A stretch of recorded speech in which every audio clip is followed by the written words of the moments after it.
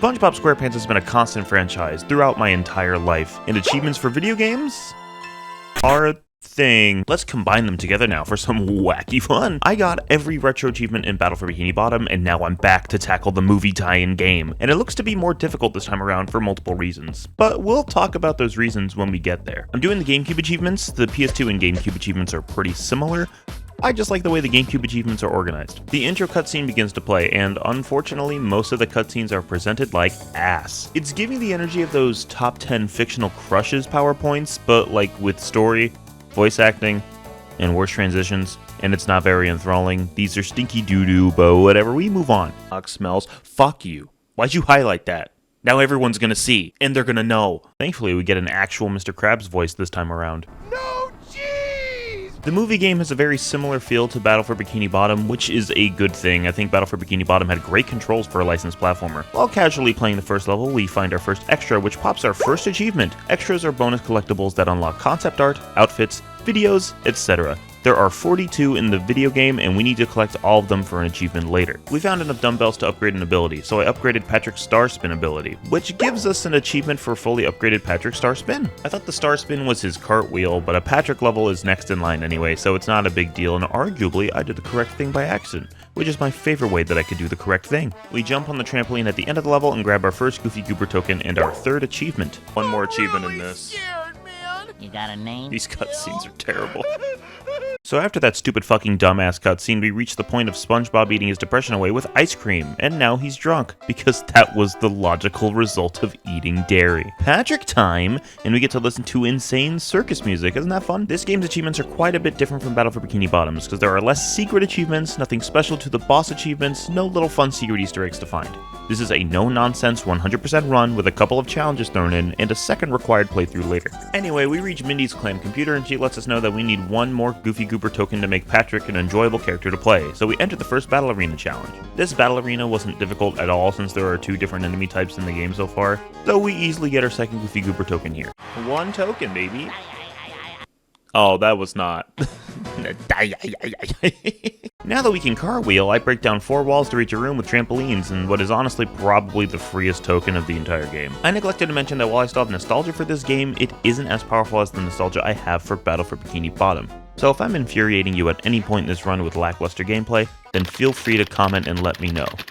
Also, like, share, subscribe, and ring the bell to get notified of new videos. Haha, you fell right into my YouTuber shield, you dumb piece of shit. We went ahead and destroyed the corner pyramid of boxes with a lot of macho points on them, and gained enough to upgrade the cartwheel, which not only gives us an achievement, but it also gives me my favorite ability in the game, simply because it has very generous AoE damage and still lets me move quickly. So fun fact, as a kid, when I played this game, I've always wanted to be in this room. I thought this room looked so tasty. I was like, this is my dream. I want to jump on ice cream and eat it. There is an extra down here. I think we have to do this perfectly for it.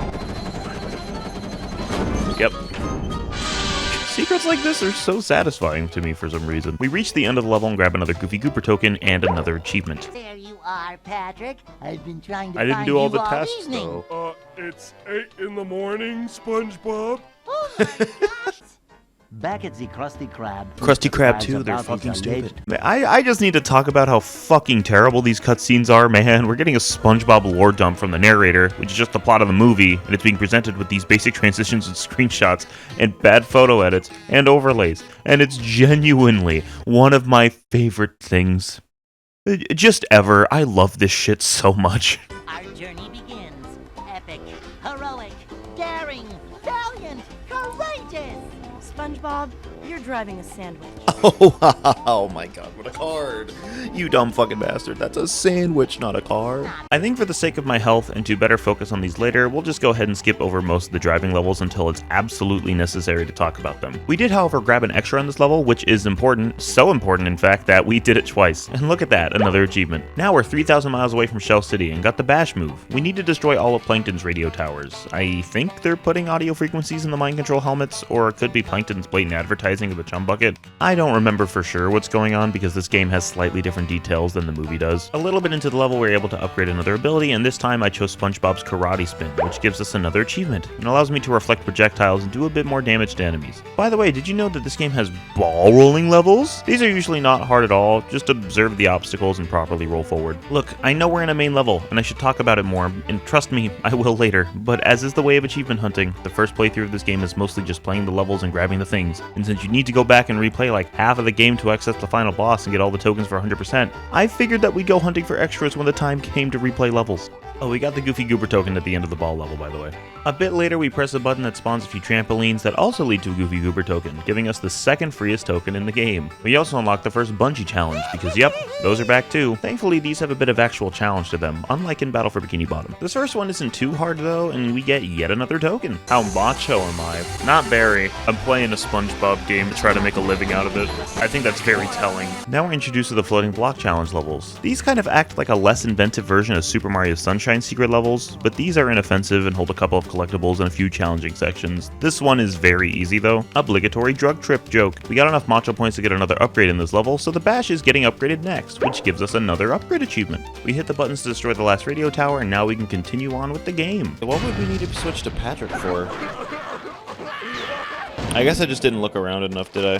What happened to Patrick and SpongeBob? We grab the token for 3,000 miles and gain another achievement. Now we have to knock down more radio towers using the desert area slide. These towers form more of the path needed, so they actually matter more outside of just giving the level a quote main objective unquote. Playing the slide levels casually is fun and all, but again, we'll be coming back to these later, so let's just move on head forward.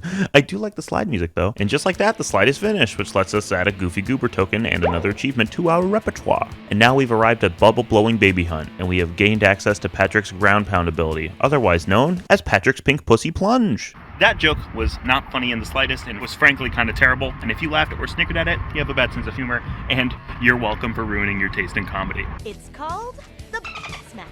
Oh. So even the game likes those kinds of jokes. By the way, this level runs at 30 frames per second, but only on the GameCube version, I think. Anyway, we grabbed an easy extra under some wood platform in the first area of the bar. A bit into the level, we get enough macho points to upgrade Patrick's Smash ability that we just got, which allows us to gain an achievement and allows us to stun enemies with the circumference of the face slam. As we're wandering through the back rooms of this rough and tough bar, we break into the floor with the slam to find the funky cool disco room. And at the end of the party room, there was a lone token, waiting to be collected. Oh boy, that dancing was fun! See ya, disco dudes!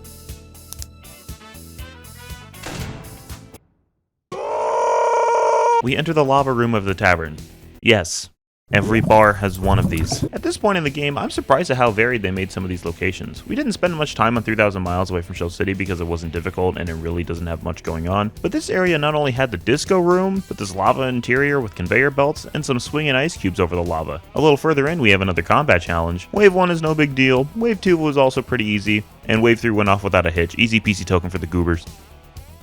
Anyway, back to Hell. At least we have enough points to give Spob a health upgrade. We did leave Hell and enter the water zone, but Patrick immediately got blasted, so we gotta make a few jumps again. Which was actually a good thing since I almost missed a rolling ball challenge. Only thing to note for this stage is the section with the blue moving blocks and fall through platforms. It can be a bit tricky to navigate. Got it on my first try. Wow, nice. And that's another token in the bag. We make it to the end and slide down to chase the key to the paddy wagon. We beat all the enemies, got the key, and another token, along with another achievement for beating the main mission of this level. Now that we got the key to our car, we naturally have to drive the car in what is potentially one of the worst levels in the game. Multiple laps to take paths to find keys to unlock the gate to the finish line. This level isn't bad because it's frustrating or anything, it's bad because the main mission itself is boring. And the challenges afterwards then become frustrating. There are also lots of spike traps, oil slicks, and hot saws, making this an amalgamation of trouble for our sandwich car. We did find an extra on one of the secret paths in the first lap. We upgraded SpongeBob's health again, giving him 5 out of 6 points, grabbed another extra on the bottom path near the end of lap 2, grabbed the last key on the final lap, and eventually finished the level. Again,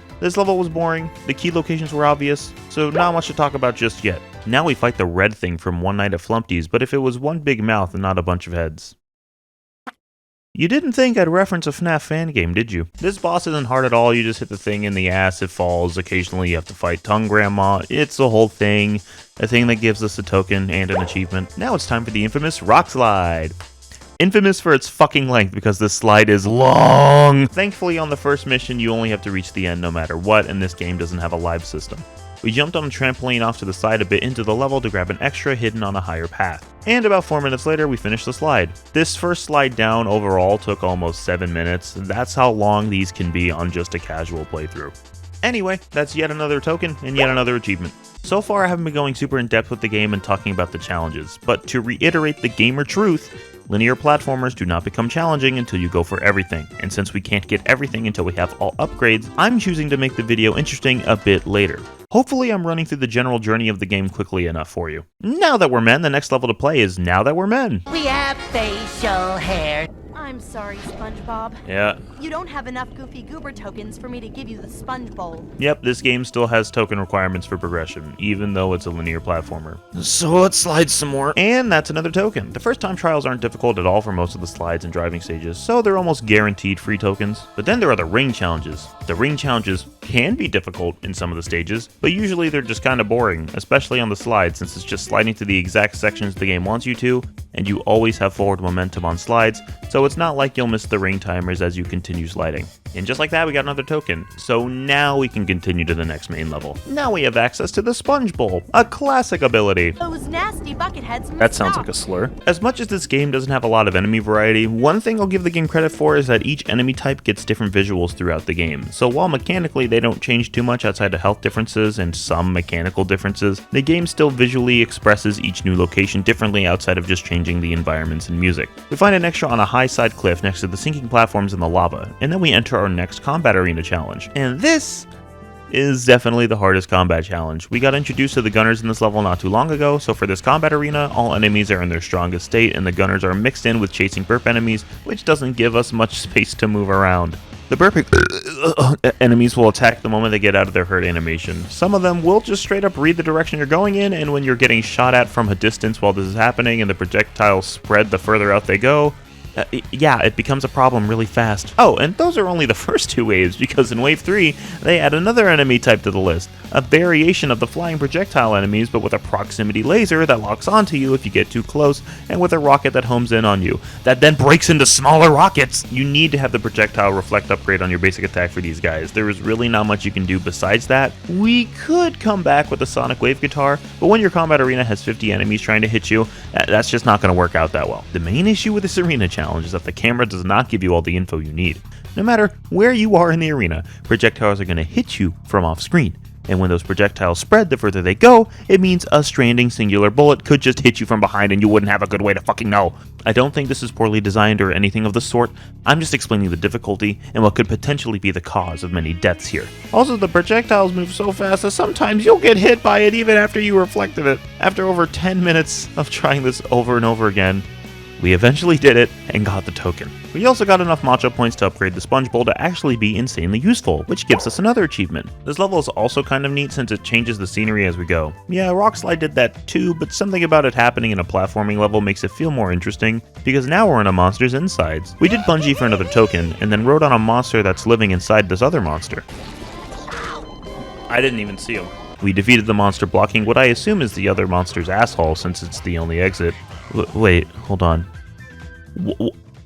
Why does this monster have a back door? We entered the inside of another monster for a combat section. Then we got another achievement for upgrading SpongeBob to max health. Then we enter another floating block challenge, and it was another easy token for me. Then we swing on ice cubes to get another token. Then we grab the main level token, which then gives us an achievement. And instead of a sliding or driving section, we actually just continue to another main level. Mindy gives us the throw ability, and then we just go back to Now That We're Men to get the last token since we needed to throw freeze fruit to get it. We got the token, which gave us an achievement for having all of the Now That We're Men tokens. Then we go back to Bubble Blowing Baby Hunt to do the throw fruit challenge there. This one actually took me a few tries, but it's only because of the last part of the challenge, since the electric gates intersect with each other. You just need to find the right timing.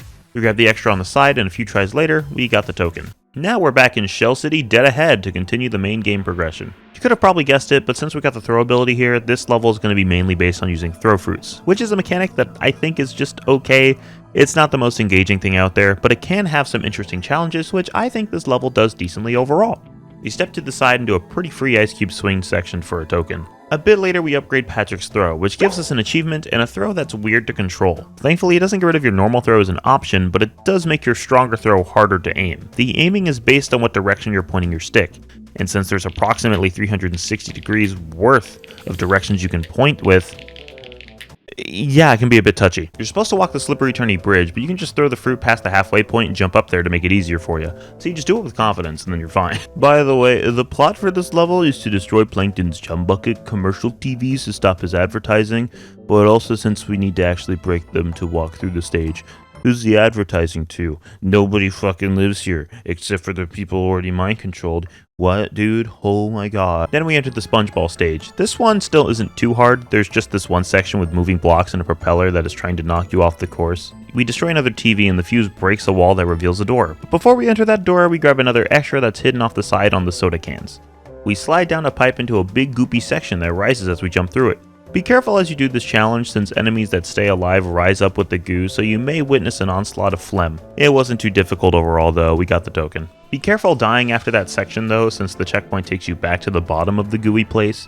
Just do the smart thing and head to the previous area and come back in through the same door to reset your checkpoint. And now we do another floating block challenge. This one has a lot of varying obstacles that could trip you up, with a majority of the blocks having spikes on some of the sides. We did grab the extra that was off to the side, and shortly after that, we got the token. As we continued, I got enough macho points to upgrade some of Patrick's health. And now we're bouncing on trampolines at the end of the level to destroy the last TV, and there's our token, along with another achievement. Now we meet Dennis, and prepare for the most clusterfuck boss in the whole game. The first two phases aren't that bad. Throwing does good damage, and you can reflect the Dennis toilets, but in phase 3, you have to fight 2 of the dog walker spinny enemies, and the arena is super tiny. Along with the toilets, Dennis throws having an AoE explosion if it hits the ground.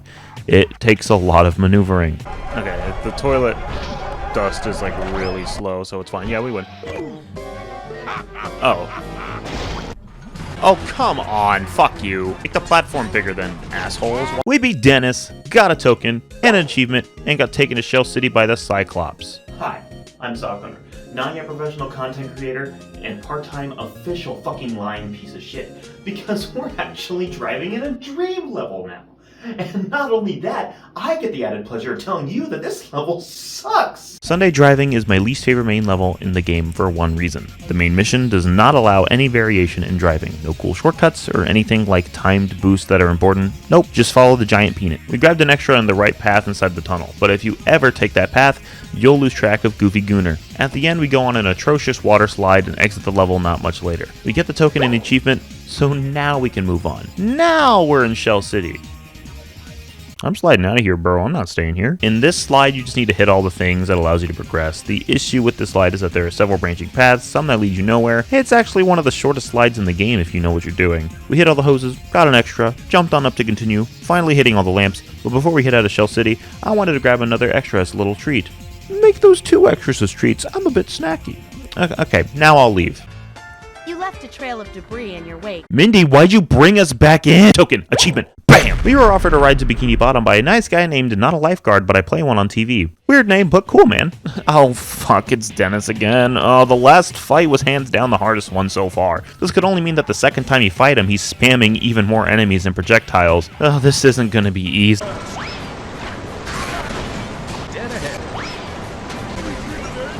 Oh, that's an easy easiest boss fight of my life. That was less than 30 seconds with an unexpected free token and achievement. See you later, fools! We just did this. Goodbye! After many adventures, Stupid. We reached the final main platforming stage of the game, and it's definitely by far the hardest level in the game.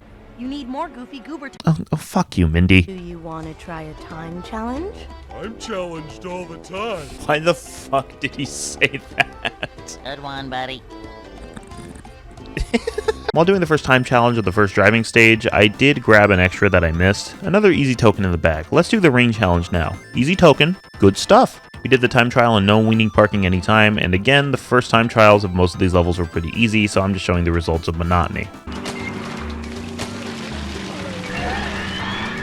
Are you fucking kidding me? I'm not. Oh. Yeah, we're doing Rock Slide now and saving that ring challenge for later. After a 5-minute slide, we got another token. We can finally get the Sonic Wave guitar. We also already have enough to upgrade it, so we do that immediately and get another achievement. Now we're going to go back and pick up some extra tokens since we have all abilities unlocked, starting with the Sonic Wave Guitar Challenge in I'm Ready Depression. This guitar challenge was pretty easy, so we're getting that token. Now we're going up Chocolate Creek, which the game wants you to use the Sonic Wave guitar to unlock, but Patrick can just unlock it by throwing an enemy. It's a pretty simple platforming challenge, but a decently fun one. We got the token and an achievement for getting all tokens in that level. Now we're attempting the Bubble Blowing Baby Hunk Guitar Challenge. This one took a few tries, but eventually we got there, which gives us another achievement for all the Bubble Blowing Baby tokens hunt. Next up is the mission Patrick Gets Steamed, which I could have done earlier, I just completely missed it. One, because you can get Patrick at the end of the stage and backtrack just a little bit to get the token, and two, because SpongeBob can just fucking do it with a well-timed double jump spin combo. It's honestly not hard to pull off at all. Easy token spotted, with another achievement for all tokens in 3,000 miles. Now it's time for Dead Ahead's Guitar Challenge, and this is by far the hardest one, as well as being one of the hardest challenges in the main platforming portions of the game. It's the longest onslaught of rings with multiple sections that could trip you up, with sharp turns you just need to know about before entering the ring sometimes, rings close to the ground making the entry even tighter with a higher chance of hitting the ground, sharp vertical directional changes alongside that, rings with a bunch of debris in front, and this one scary part at the end that's a consistent turn with the fastest ring checkpoints all put next to each other. That took about 10 minutes of attempts to get, but the token is ours and so is the achievement for every Dead Ahead task. Now it's time to conquer Planktopolis. Our first true obstacle of this level is the bungee challenge. This is the hardest bungee in the game because it requires you to memorize where the electric fields are zapping. This only took me 2 tries, but this bungee was the cause of many deaths in my childhood. SpongeBob movie game made me go to a lot of funerals, and I'm still not okay. The common trope to each area of this level is that you need to destroy the plankton statues to progress, and they get harder to hit each time you encounter them. First one isn't hard at all, you're just on a platform that moves based on weight, and the plankton statue shoots individual magma rocks that are super easy to dodge. After that, we switch to Pat and try to do some optional stuff. Free token, thank you! We haven't touched most of the challenging achievements just yet, but this optional challenge, that is needed for 100% by the way, was one that absolutely broke me.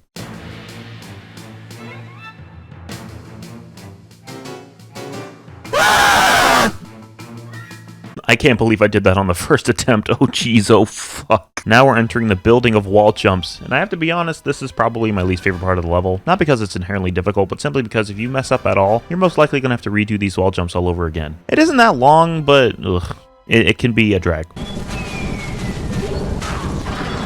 Ah, hey, whoa. Max health did dog shit for me. That did nothing. We gave Patrick another health upgrade, even if it doesn't matter at all at this point. Thankfully, this wall jump room isn't too long. It is just kind of slow feeling. We started going through some tougher platforming sections, and then took out 2 more of Plankton's towers. We switched to Patrick again to do a trampoline challenge, and after a couple of tries, we got the token. Now we're entering the Fortress of Sheldon. The inside of this building is by far the hardest part of the level, with admittedly one of the cooler wall jump sections in retrospect. Well, at least conceptually. The amount of enemies laid out is insane, with most needing to be taken care of at a distance. I learned the spinning dog walkers deflect your sponge ball, and then we have Plankton's Riddle, one of the easiest sections of the game. It's short and obvious, but I'm cool with that. Then you have to bolt towards these geysers to send your bowling ball up to hit the buttons, which is honestly a cool idea. I kind of wish they put it in Battle For Bikini Bottom for some interesting puzzles. We got another extra, which gives us half of the total extras so far.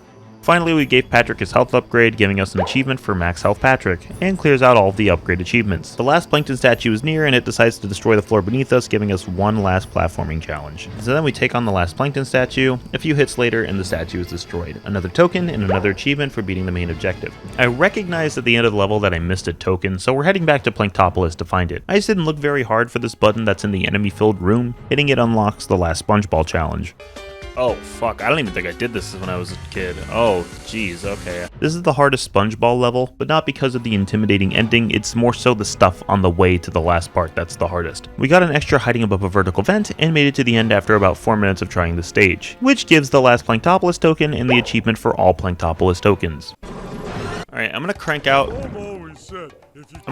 this level immediately, because all we have is one more extra, and I know where that is.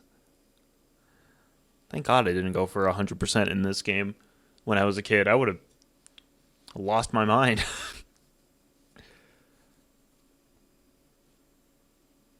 Alright, come on. Load.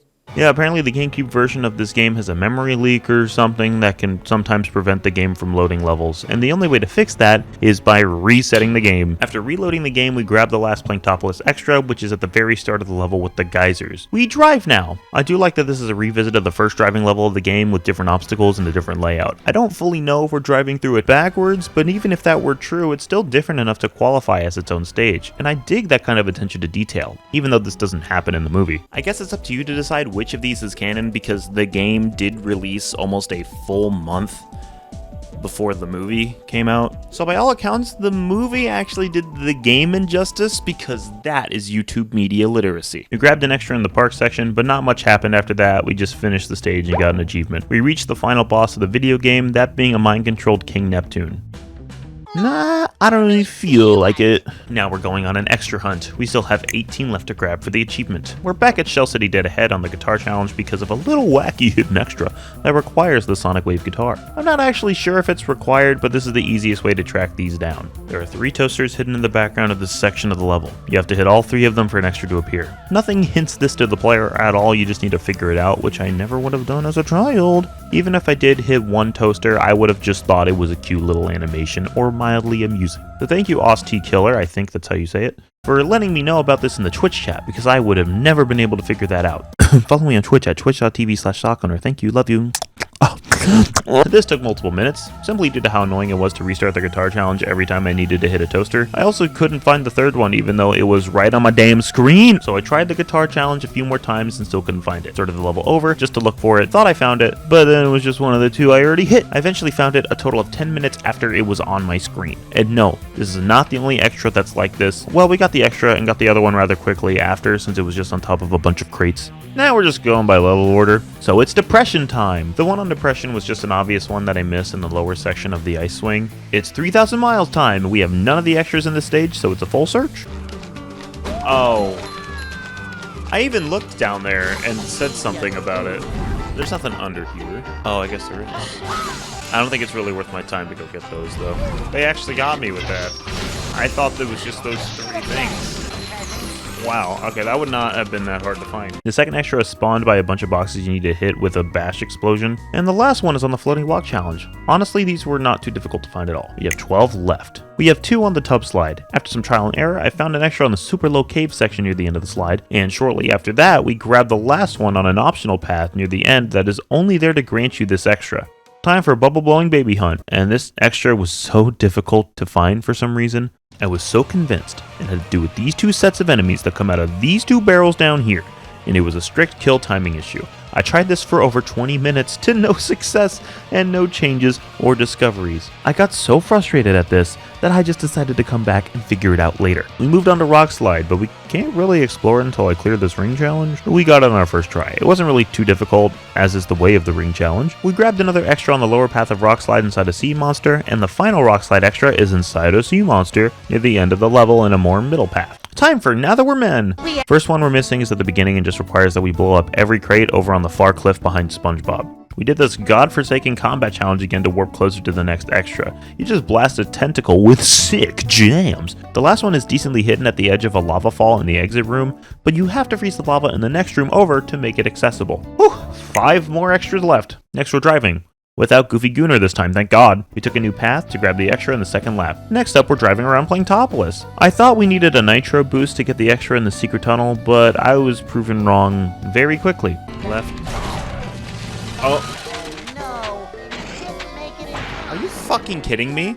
Maybe we shouldn't have stopped to spend our gift certificate to Dean's International Shop of Dried Fish Flakes and... He couldn't even finish his joke. We spotted an extra on the quicker path halfway through the level, and for the tunnel, you actually have to domino these plankton statues down to hit the entrance to the tunnel. Well, it doesn't even hit it, it just kind of falls over. We grabbed that extra and continued on to grab the first time trial token. We also finished the ring challenge for another token. We finally grabbed the final extra for this level. It just requires you to go reverse after the second to last ramp. I don't know why I decided to do this on the harder time challenge, since the driving time challenges will stop you if you don't make it in time, but it didn't matter, I got it. After a couple of minutes, I was going to specifically look at what I needed to do for the last extra, when a very helpful chatter and SpongeBob game connoisseur entered my stream. Flames 0. With their helpful info, I learned that it has nothing to do with beating enemies fast. It has to do with beating specific sets of enemies without dying or loading checkpoints. There are 2 pits in this level, with each having a couple of enemies coming from barrels. Kill those enemies in both pits and a cutscene should play revealing the extra. Then you have to go grab it without dying. We finally grabbed the last extra and got the achievement for all extras collected. Thank you for the help, Flames 0. I might still be trapped in barrel hell if it wasn't for your helpful wisdom. We do still have a few tokens to grab, so we're heading to No Weenie Parking anytime for the least fun ring challenge in the video game. First issue is that this level is so long for no reason. Second issue is all of the oil splashes and hot sauce splashes that can easily ruin your tracking on the road. This is the only ring challenge that I have failed more than once in because of these couple of factors, but eventually I was able to secure the token. Now we're back in Nut World and have to do both a simple time challenge and a ring challenge. Unfortunately, this is another 3-lap driving level, which is not that fun and takes a while. First time challenge was easy, and that's another token down. Soggy buns, so true. The sandwich does not taste very good anymore. No, please. Go. And get me out of here. I'm done. Woo. That was a close call, but it was a first try token for us. We're going back to Shell City for an easy time trial and a boring ring challenge. The time trial is easy because you can just super slide in the water tank to respawn at the checkpoint that's just further into the level. Easy token, bitch! And the ring challenge was boring because it was a ring challenge. Boring token, bitch!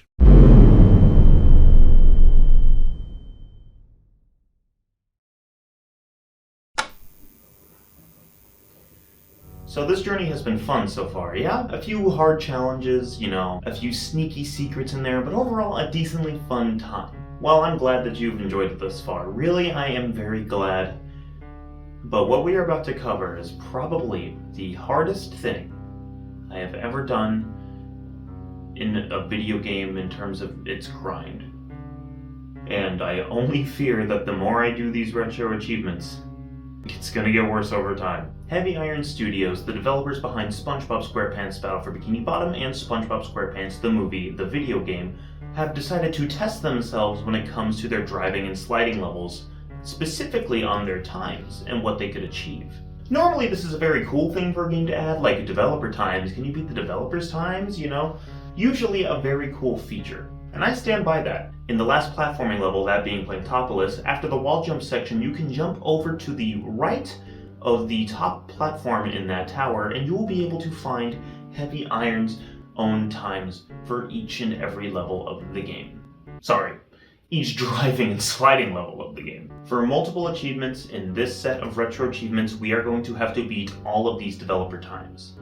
But it shouldn't be too hard, right? I mean, the slides are automatic, and the driving in the paddy wagon is very simple. It can't get that much harder than just like, you know, taking a few shortcuts, knowing how to manage boosts, maybe doing a few jumps on the slides, you know. This shouldn't take me any more than like 2 hours, right? I wanted to take this time to switch back to silly funny cartoon mode because what the fuck, Heavy Iron? These 7 time trial achievements took me approximately 4 hours to get. I spent 4 hours on 7 levels. That's like the length of a normal game just spent on a fraction of it. Sure, other YouTubers have done more time consuming challenges, even in video games, but this was the first thing I've done for a video that took a good portion of time throughout the playthrough. But I didn't hate all of it. I know I just freaked out about it, but weirdly enough, I think some of these time trials actually improved my experience with these levels. So instead of just telling you which trials I did in one moment in a sequential order, I wanted to do a little ranking section for this video. We're ranking Heavy Iron's development times from easiest to hardest. Also talk about the time trial itself and if it made me enjoy the level more. So I guess the best way to kick this off is just by doing. So here are the rankings! Sandwich Driving 101 is the first driving level of the game and was by far the easiest time trial for me with a dev time of 2 minutes 37 seconds. The shortcuts you can take with nitros are obvious and there isn't too much variation in the way the course is laid out. Just know that the right side of the fork road is quicker and hold on to nitros until you see shortcuts or straight lines you can blast through. As long as you do that, you should be as good as a Krabby Patty, especially since you should have the driving controls down at this point in the game. That's the achievement for the time trial and the achievement for all tokens in Sandwich Driving.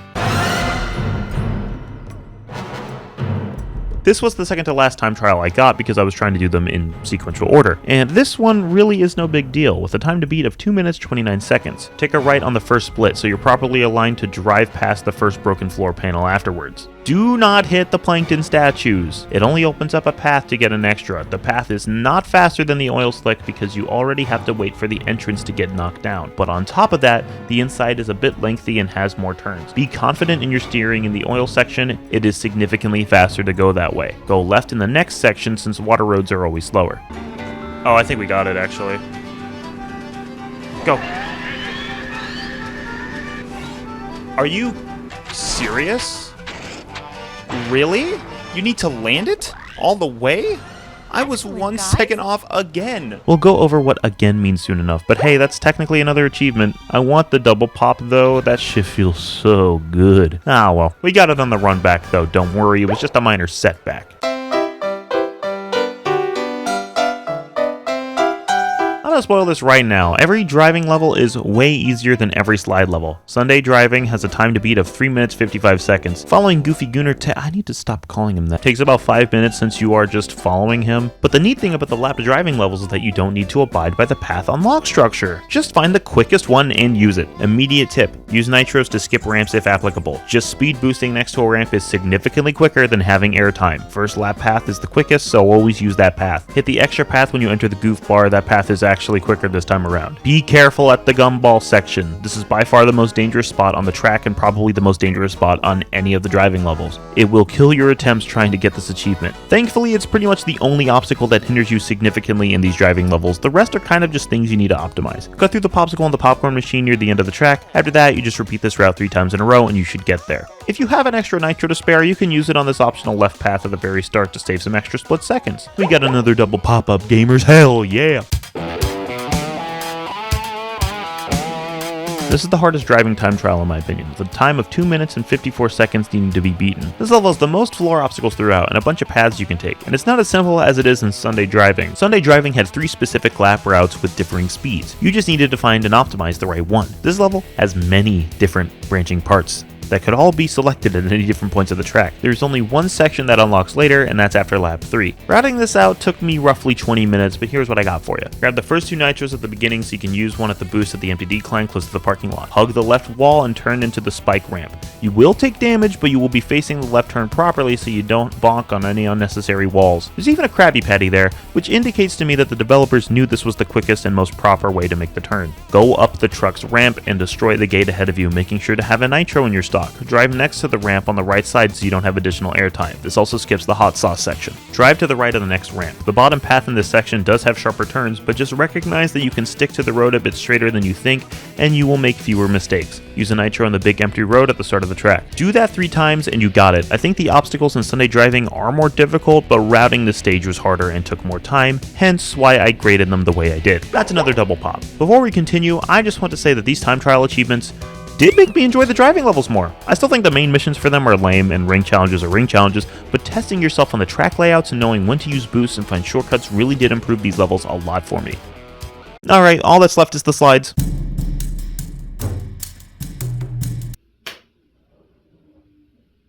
Now shit's getting fucked up! The slide levels are by far the hardest part of the time trials. The only reason Nick Nags earns this placement is because the level is so short that the time to beat is 1:23, and this only took, I don't know, 1.5 times the amount of time No Weenie Parking did, so a bit over a half hour. And yes, the next 2 take even longer. This strat is pretty much figured out too. There isn't much more to say about it than in the base level. The only difference is that you want to die by TNT instead of the aquarium tank since it has a quicker animation. Get yourself down to 1 HP so you can die by TNT later. Go down the yellow hose at the split, and then make this admittedly cool jump to the faucet. Make sure you touch the red wire before dying so it counts as a checkpoint, then you need to explode.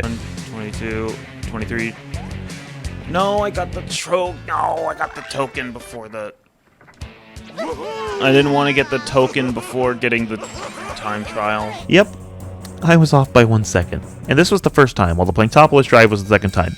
Hence the fabled word, again. I really did just over-explain a simple word in the English language as a bit, huh? That's an achievement for all knick-knack tokens, though. Put it on the counter! 122, 123, I'm mad.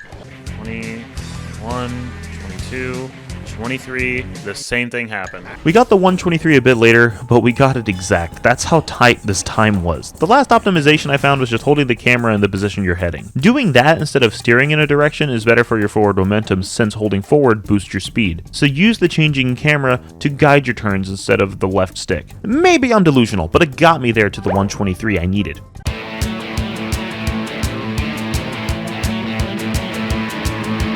This one isn't dramatically far from the previous, but it did take around 45 minutes with a time to beat of 2 minutes 43. Tub Slide is going to be a test of will and requires you to learn some crazy speed tech to beat this time. Again, I ask, what the fuck, Heavy Iron? But I did enjoy this one. Don't get me wrong, it's bizarre that the devs knew about some of this shit since it all feels unintentional. But I'd be wrong if I said it didn't feel cool to pull off. There are two main things you need to accept to beat this time trial. Prepare to get tired of the slide music, since you will be playing these levels for a while to get the shortcuts down. Number 2, practice this dumbass jump. This jump is called Dumb Jump, and you need to learn it in order to beat the 2:43 time. This isn't an unfair case of the achievements being designed for speedrunners and therefore unwelcoming to most people. No. The developers fucking knew about this skip, since there was no other way to get the time that low. The best tips I can give for making this jump is to know that you have so much hang time until you switch to a falling animation, which means you're going to have so much time to double jump after falling off the side of the path. You also need to rotate the camera towards where you are aiming to land, since a straight jump to a spot will take you farther than a curved jump. After that, it's a lot of practice until you can pull it off. You could probably just win with Dumb Jump and good routing alone, but if you want to guarantee it, you can do this little smartass jump right towards the burp enemies. Once you have these in mind, it's pretty much a free win on the time trial. The difficulty comes specifically in the practice of one jump and level knowledge. The time got destroyed, with my time ending up being a 2:12, giving us 2 achievements. Probably my favorite level to learn the tricks in, but again, why did Heavy Iron know about this? Rock Slide took me 2 hours to beat. Every other level was under 1 hour, with most being around or under 30 minutes. But no, Rock Slide had to be the biggest bitch of all the time trials. This single level sent me back 2 hours and actively made me feel insane and lose hope at one point. Rock Slide's Monster time trial is 4 minutes 10 seconds, which is already pretty tight for how long this slide is. Do you want to know what Heavy Iron's time is? 3 minutes 33 seconds. Keep in mind, just casually playing the slide takes a little over 5 minutes, so the achievement is asking for 1.5 minutes shaved off. This took me so many attempts that after 1 hour, I had to take a break and do other time trials since I was going nowhere with this, meaning this is the last time trial achievement I got. Alright, fine, let's lab it out. Rock Slide has so many skips to it, and if you don't do any of them, you're never beating the Heavy Iron time. You can do some ballsy double jumps at the start, although I don't know if they actually save much time. Jump to the left and take damage on this lava monster to bounce to a later part of the slide. Do you see how fucking ridiculous these tricks are gonna be? Jump on the trampoline to the left, even if it feels slower, it is faster, trust the process. Jump to the right path inside the monster. Go off the slide and land on this trampoline to go to a quicker path that leads to another shortcut where you just fall off where the plankton crates are. You'll land on a later part of the slide. After the upcoming cave, you're gonna fall to the right side of the path onto the burp enemies. If you have the health, you can damage boost on the spike platforms so you don't waste your time steering. You go on both of the higher platforms after you pass the geysers. You should be entering a cave. This one is a bitch. You need to do a hang time double jump aiming left specifically after this yellow coral plant. You may be able to do it with a single jump, but you might need to pull out the double for safety. Oh, that might have been... No, why did the enemy stop me? Please don't ruin it, please. Please, I don't want to play this level anymore. Please, let me be done, please. I don't think I'm done. Oh my god, I'm like 2 seconds off. Man, what do I have to do? And even after all those tricks, you can still miss it by a few seconds. It's that tight. Time to make the clickbait title. The SpongeBob SquarePants movie achievements broke me. They called me names and spit in my mouth, and I didn't like it. I didn't. I swear, I didn't like it. I didn't like it. Stop pointing at me. I'm not blushing. Even though I could tell I was losing my sanity and patience with this shit, my chat helped me distract myself by talking about the Minecraft movie, which was new at the time of me streaming this, and I did in fact watch it. I just saw the Minecraft movie. How was it? What did you think? It was not good. Don't do that. It's not a good movie. It's a fun movie. It was better than I anticipated it. I don't think it was good. I'm not saying I'm correct about my opinions all the time, but welcome to the SockOwner channel where I'm correct about my opinions all the time. Is that like a thing? No, it's a legend. I do like that. That was the best line in the movie. It was the cutest one. Someone who likes Minecraft thought it was 7.5 out of 10. Fair enough. I think it's a 4. It's better than it should have been, but it's like a 4. I like Minecraft too. That experience was fantastic. For some people, it was terrible. For me, it was great. The theater was full. Everyone was laughing at the same shit. Because, ironically, there was one scene that made me laugh really hard that nobody laughed at, and it was when Steve was standing in front of all of the villagers. My brain clicked in and realized what the fuck I was doing with my life at that point, and I thought it was really funny. I don't understand the chicken jockey. The reason why Chicken Jockey's funny is because he's saying literally everything that happens in the movie. Like, in the game, he'll literally, like, in the movie, he'll literally say what that thing is from the game. That's why it's funny, because we don't need to know it's a chicken jockey. That doesn't matter to us, because he does the same thing with Flint and Steel. It got memes, so now it's funny. No, the meme comes from history. The trailer literally showed that the movie was nothing but Jack Black saying the thing. Make a redstone pocket science joke. I know he brings up redstone. That you can make wondrous things with this thing called redstone. Like, whatever. I don't know if is there a joke about that? Again, my ass was just, like, noted, like, just reveling in the fact that I was watching the Minecraft movie. You will like it and have a good time. I expected... The thing is, no. I mean, if you wanted a meme experience, I guess, I came in expecting a bad movie, and it was a below-average movie, so I was disappointed. I wanted it to be a dumpster fire. I don't have any serious gripes with the movie. The thing is, fair, I don't either. It's just that, all things considered, it's not good. There's nothing, like... I mean, there's a lot of things wrong with the movie. First off, it's a Minecraft movie. That's the first thing wrong with it. Secondly, literally, it only felt like a thing. Like, the only role that really felt like wanted to be played was Jack Black. And it had a lot of that corny kids movie humor, which is fine. I don't mind that. My gripes mainly come from the fact that it's a stupid fucking idea. Had potential. The jank animation is the bigger problem. Honestly, the jank animation is pretty funny. The CGI looked gross. It just looked gross. Like Minecraft story mode. I honestly think that might have looked weird.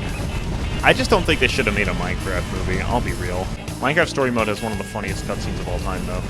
The Minecraft movie is your favorite video game movie? Hell no. God no. It's not even close. Five Nights at Freddy's was more fun than this. I think Sonic 3. I think Sonic 3 was the best one. I don't give a fuck if you don't like Sonic. That means nothing to me. It doesn't change the fact that those movies are good. The third one is just genuinely good. The only other advice I can give to beat this time is to focus on holding forward and using the camera for turns since it does impact your speed. And we did eventually get there. Oh, please, please, please. 31, 32. We got it, we got it, we got it. That was great, Oh, we got Here it. is your reward. Oh, we got it. Thank God. Please, achievement pop. Thank you. That's 2. Oh. The last Shut the fuck up, Mindy. That was extremely time-consuming and is probably one of the hardest things I've ever done for the channel this far, which is kind of the fun of it, right? You add more challenge. And I, again, only fear that as my career continues, it's gonna get worse. At least now we can actually beat the game, thank God. That's right, I came back for you, Plankton! All you need to do to beat Neptune is dodge his popcorn blast and literally turn the tables around and set up a mirror shot from the King's trusty sniper trident. The op. And later you're gonna have to dodge his electric waves, which can actually be tricky. After you hit him 4 times, you will be sent to phase 2, where the music will switch to Goofy Goober Rock, which I can't play because of copyright, but don't worry, I made my own legally okay version of the song just for such an occasion. I am the Goofy Goober Rock, oh yeah.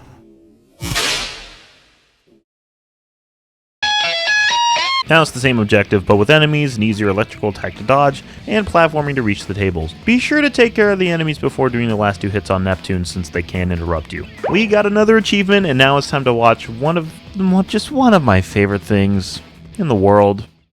Just in general, just ever. Kill him, you idiot! Idiot?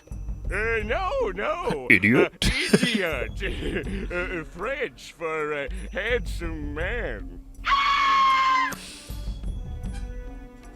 Eugene Krabs. It looks like you were innocent the whole time. Well, that's why pencils have erased. That's real. And there's the achievement for the 100% bonus cutscene. Hold on to your horses, though. We still have a few more achievements to grab. First, we need to be SpongeGar, now that we're men. This is only done with a cheat code, and I saved it till the end of the 100% because I wasn't sure if it would fuck with the achievements by putting in a cheat code or not. And that's an achievement.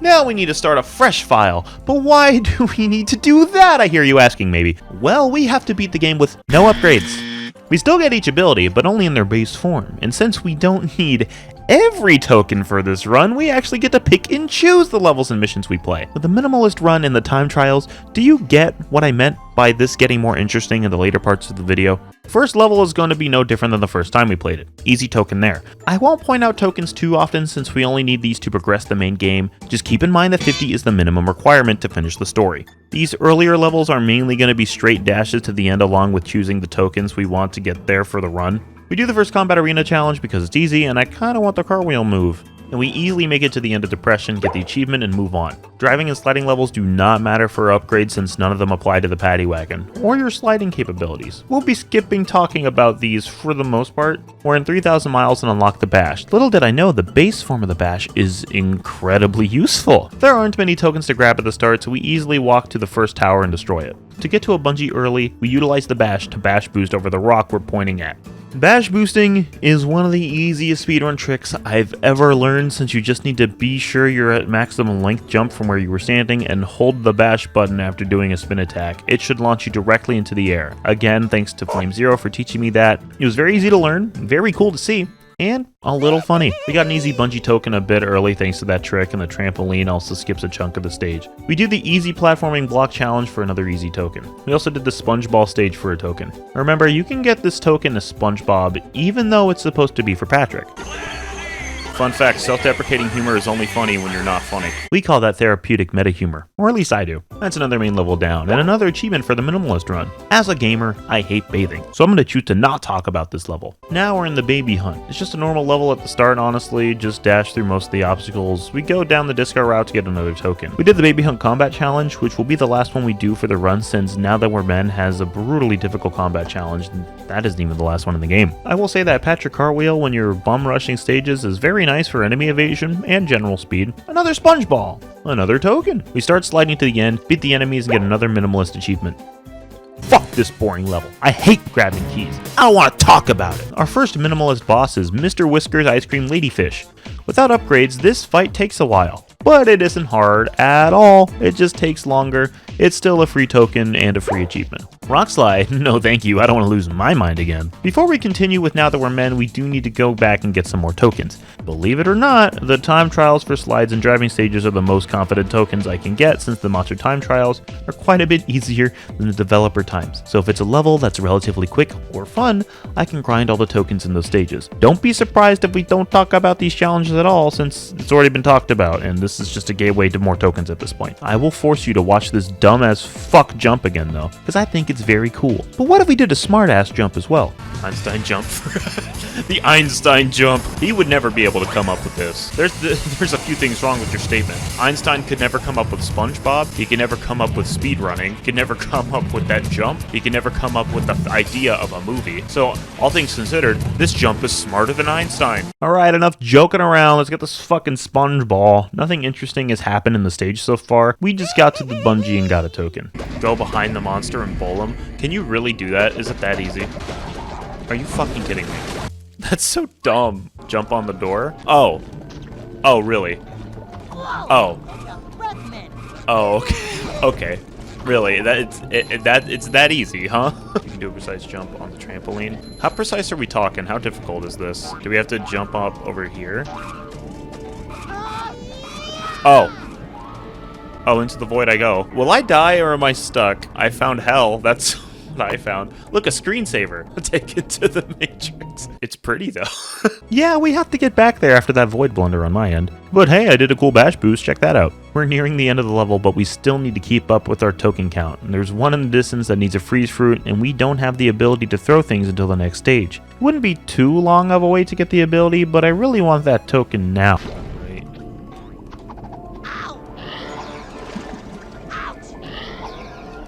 Got it. Send that. There we go. I'll be real with you, that took me 20 minutes to do properly. It might have been slower than just getting the freeze fruit after getting the throw move. Can you blame me for wanting to do it? That shit was so fucking cool. This also gives us a warp to the end of the stage, letting us skip a combat section, so it could have still been quicker to do the 20-minute long practice session jump. I'll never know. We're grabbing 3 more tokens, and I just realized while writing this part of the script, but over half of the Now That We're Men tokens, they're just at the end of the level. We did skip a checkpoint in this block challenge so we could cartwheel off to the side and just land on the token rather early. We lick ice for another token and just finish the level for another minimalist achievement. Shell City is dead ahead and we can throw things now. There's a skip here that's very simple. Cartwheel off the platform and then double jump. It just skips an ice swing section, but it looks neat and is quick. Oh look, it's SpongeBob. Wow, that line is really quick. Can you just roll over there? You definitely can. This level is the first one to actually test my lack of abilities since I have no stun with the ground pound or reflect with the spin attack. I have to cartwheel off the side here, climb the ledge while the blue laser is being shot at Patrick so when he takes a hit he doesn't get knocked back, and then I jump forward to move on. We do the 3-meter island task for a token, and I reset my checkpoint immediately so I don't have to make the climb back up every time I die. This trick can actually skip a TV you need to throw fruit at. Just cartwheel and try to make it to the platform. If you miss the jump, you can check if you have the task for the floating block challenge on respawn. Now you can enter the floating block challenge and get the token. But now there's a door in the way that only the fuse of the TV can break open. Are you fucking kidding me? Is that how I was actually supposed to do it? Yeah, this game was made with scotch tape. Now this next part is actually quite difficult, and it makes sense that it's at the end of the stage. You need to carefully jump on the back part of the spinning fan. Jump onto the button switch, and then jump across the gap. The enemies in that section can be a problem, and touching the front of the fan will cause you to slip off. How the fuck? No, how am I to do that? No, you can't make that. No, come on, hit it. Why did it last that long? I'm doing that one first. Fuck that one. Alright. Come on, let me out. Why does his laser last so long? This thing sucks. I hate this enemy. Alright, well, we just lost it. Damn, I don't like this part. Okay, when does it not hit me then? I don't get the range. I don't get it. Just kill me. I don't like these enemies. Worst enemies in the game, not fun to fight. Okay, when do I not die from that? What the hell, man? I don't like this enemy at all. This enemy sucks. Alright, just kill myself. Oh my god, he zapped me on my way back. No, come on, hit it. We hit it. It's fine, right? It's fine. That counts. Oh, why does that not count? Because the cutscene didn't play? Because the goddamn cutscene didn't play? Are you serious? I hate this. This one's not fun. This one's not fun at all. And now this part genuinely sucks. This took me over 10 minutes to figure out and was honestly just making me mad. I was so mad. Jump to the left platform and take the first hit of the laser. You're gonna get hurt no matter what you do in this section. After taking the hit, spam spin attacks on the laser's nozzle under the bucket ship until the enemy dies. Then hit the button next to the enemy spawner, destroy the spawner, and retreat back to the middle platform. Cartwheel down to the slightly lower ledge that you start at and grab the Krabby Patty to heal. Jump on the pile of debris and do a cartwheel double jump off the ledge to grab the platform. Tank a laser blast and do the same spinning attack spam on this enemy. Press the button, destroy the spawner, and leave towards the cans that he spawned.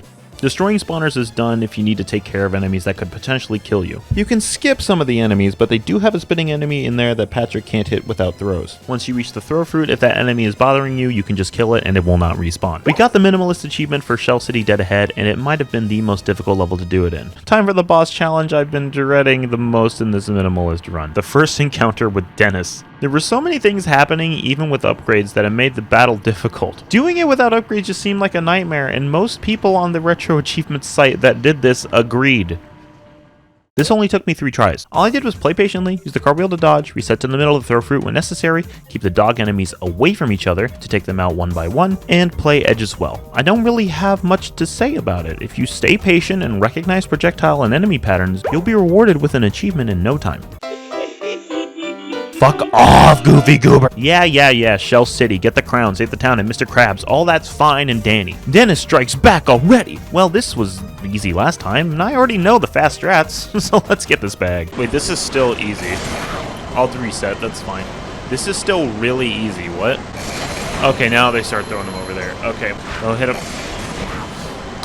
Ooh. Yeah, this is still super easy. As I fucking miss. Please hit him. Fuck, stop moving. Are you kidding me, man? I had him. I just missed every single shot that mattered. This feels worse because I'm just tilted. Dude, man.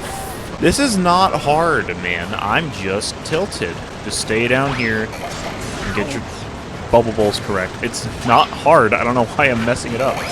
Just kill him. Just kill him. Come on. Awesome, man. Fuck. It's not hard. It's not hard at all. I don't know why I'm fucking it up consistently at the final hit. Just hit him. It's simple. Just don't fucking miss. Just don't miss. Just don't miss. Just don't miss. I'm so pissed off. If this is the worst thing that's happening to me on my day, you know what? I gotta say I'm having a pretty good goddamn day. But this is so fucking annoying. It's not fucking hard.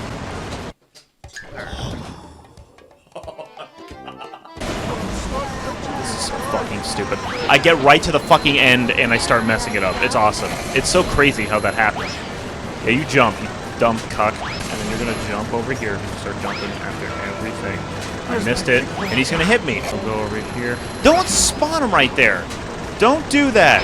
Stop. It literally ruins the thing. It's this one fucking guy that can be dodged pretty goddamn easily. He just spawns it on me. It sucks. Just get it over with. I do not want to be here anymore. Dude, I hate this. I hate normal SpongeBob. I hate it.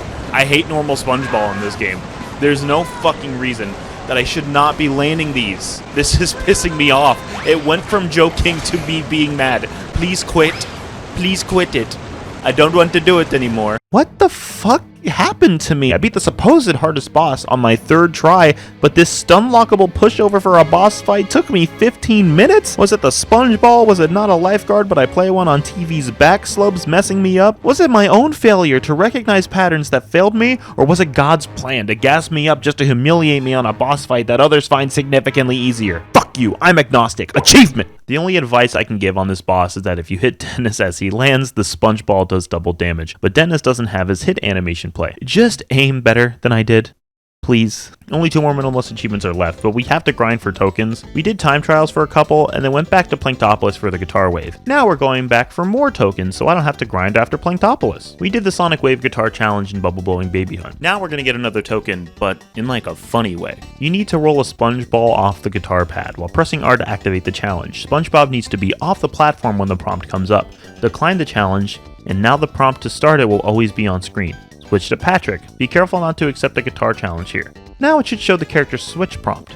Fast track through the level until you reach the steps with the wood panel on top. To get through this panel, you need to jump off the second highest step, ledge grab the first highest step, press R and spam confirm on the text boxes. This gives you a brief moment to jump over and walk past the wooden floor panel. Now make it to the lava room next to the throw fruit. Make sure you grab the checkpoint here, accept the guitar challenge, and Patrick will be teleported to the guitar platform. Then switch to SpongeBob and kill him. Now SpongeBob is in the big lava room where the throw fruit challenge is. SpongeBob can easily clear this challenge thanks to the Sonic Wave guitar. Wasn't that silly? Wasn't that funny? Wasn't that fun? Did you like it? I did. We only need one more token before we can confidently finish the game, so we did the easy guitar challenge and I'm ready depression. It's time for Planktopolis! Thankfully with the Sonic Wave, we can just safely take care of enemies from a distance, even if it does take a bit of time. This bungee challenge is a lot more difficult when you only have 3 health, but we got it after a few tries. And now we're going to do a double jump spin towards the fence at the end of the bungee. As we finish that, we're going to immediately do it again and reach the end of the fence. Jump to the other fence and jump past the first spike on the very spiky fence. Then just keep jumping into the round post of the fence until you clip through. However, this cool skip was burdened by a realization I had at this moment. We need 5 more tokens because I got the one for the bungee, but I made a bad miscalculation when getting my minimalist route figured out. I don't think I optimized it to get the rest of the run done properly. The only way we could get this in a comfortable time frame and be able to confront Neptune is if I did a riskier task that I said I wouldn't do. Let's kill him. We did it. Fuck! Fuck, my heart was racing. The bit is over now. That was an easy token. Yeah, we're grabbing all tokens in this level. Now we're jumping on the portahead door to do a double jump ledge climb onto the fence. They really did not put any walls outside of these fences, huh? Then you cartwheel onto the sand outside of the fence until you wheel under a building with Patrick standing on a brick platform. Then you point the camera down and cartwheel off to the right side, turning the cartwheel forward as you're falling. And double jump. If done right, you should be able to sneak under the ground. Now just continue jumping until you hit the glowing token. Again, this game was made with Scotch tape. Now you can warp to the bounce mission since that's the token we just got. Did we get the load thing? Oh, fuck. Come on. Yep. Yeah, the game was made with Scotch tape. Alright, we're back. Here's a cool bash boost being done off of enemy missiles. That also gets us closer to the last SpongeBob challenge, which is now what we're doing. As we were nearing the end of the level, we made a weird discovery about this stage.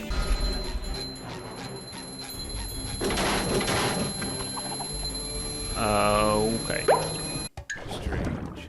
Did you guys see the achievement pop up? Yeah. So Flame Zero enlightened us in Twitch chat that the reason the achievement popped up is probably because the cutscene that plays after the final tower fight takes place on that platform before falling down. So because I jumped back towards it since I thought I'd messed up a trick or something, this was all reactionary, it counted as me beating the level Minimalist. And that is very funny to me. It doesn't matter that much since I have to beat the level regardless to continue, but it was definitely interesting. Anyway, we did a bash boost to go underneath the center platform and die. And it respawns us right at the end of the platforming challenge. Now we jump out of the conveyor belts during this tower fight, minimizing the damage we take and maximizing the time we save. Now we're driving to the Krusty Krab 2 to face King Neptune. King Neptune is not much different than the last time, honestly. He just takes 9 hits in total instead of 6. I did remember that you can just jump on this plank in the back to dodge every electric wave during the second half of the first phase. You can easily take care of the spitting enemies in phase 2 with some sick and tight jumps and bashes. Once you learn how to do those bashes, which aren't difficult at all, you should be able to easily beat Neptune, even if it might take a little bit. And that's the end of the Minimalist Run, with the final achievement grabbed and mastery status earned for the SpongeBob SquarePants movie video game.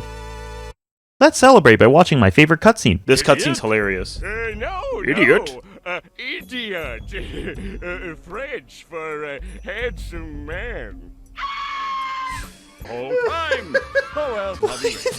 And now to thank the booty covers my crown. Funny, dude. It's so funny. Bottom. So that's it. We achieved mastery in SpongeBob SquarePants the movie. I just wanted to take this time to say thank you so much to everyone that watched my first Retro Achievements video and is watching this one. I just did that on a whim because I didn't think a video about Retro Achievements for Battle for Bikini Bottom would be that interesting, considering that Rehydrated has a platinum trophy. But you all seem to love it, and I really appreciate it. I wanted to try to make this video a little more grand than the last one, and a bit more entertaining with new ideas for gags, new ideas for bits, different framing for shots, kind of like being a little more playful with how I interact with the achievements. And hopefully I can continue doing that for you guys with videos like this one. The Retro Achievements bug has bitten me, and I'm genuinely excited to keep making these retro achievement videos for all of you. Even if it never becomes a career for me, and it just stays as a little side project that happens in between me working and me doing other stuff. I already know a game I'm doing retro achievements for next, and I hope all of you, or some of you, are excited to see it, even if it's not a SpongeBob game. Thank you so much for watching my video. I hope you got as much entertainment out of it as I had in the process of making it, and I'll see you when you come back. Even if it's later on in the future, or as soon as the next upload comes up. Just see you whenever you come back.